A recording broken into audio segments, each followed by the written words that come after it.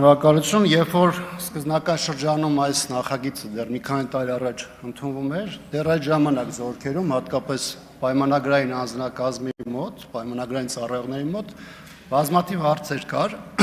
որոնց մի մասը օբյեկտիվ էր, սուբյեկտիվ էր, միգուցե մի մասը էմոցիոնալ էր, բայց մարդիկ հարցնում էին, թե ոնց է լինում, երբ որ պայմանագրային ծառայության այս խմբի համար հնարավորություն կա պատվովճարներ դնել, այսինքն 5 տարվա ծառայությունից հետո 5 միլիոն դրամի չափով, պլյուս ընթացիկ աշխատավարձ, իսկ սովորական, այսպես կոչված ավանդական խմբի համար դա այդ հնարավորություն չկա։ Այդ ժամանակ մենք իհարկե կողմ էինք այդ նախագծին, հասկանալով, որ նոր ինստիտուտ է ներդրվում եւ դրա կարեւորությունը կար։ Հատկապես դրա փորձառությունը կար դեռևս 17 թվականին ներդրված ESM ծրագրով, որը հետագայում փոփոխության էր ենթարկվել։ Սակայն հիմա, երբ որ մենք խոսում ենք դրա հաջորդ փուլի մասին, այսինքն 5 տարի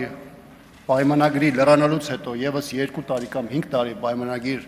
ստորագրելու մասին, ապա նույն խմբի մոտ շատ ավելի օբյեկտիվ հարցեր է առաջանում, թե ինչպես է լինում, որ մարդը, որ ավանդական այդ պայմանագրային ծառայության է դիմում, այսպես կոչված, պարտադիր ժամկետային ծառայությունը ավարտելուց հետո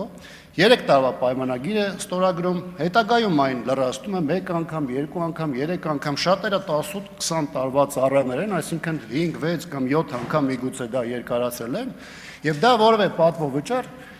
այստեղ չի ենթադրում։ Դրա համար անհավասար պայմաններ է ստեղծում, իրականում անարդար է, երբ որ մենք պայմանագրային ծառայության մի տարատեսակը այսքան մեծ խրախուսում ենք, ինչը ես ընդհանրապես կարևոր եմ համարում, բայց մյուս կողմից պայմանագրային ծառայության մյուս տեսակում, երբ որ մարդիկ տարիներով անընդհատ պայմանագրեր են երկարացնում, նրանց սպասող այս հնարավորություն չկա,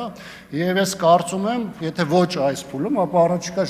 ժամանակահատվածում պայմանագրային ծառայության մյուս տարատեսակների համար եւս այս հանգամանքը պետք է հաշվի առնել եւ անպայման այս հարցը կարգավոր է։ Շնորհակալություն։ Գեղամ Մանուկյան, համեցեք։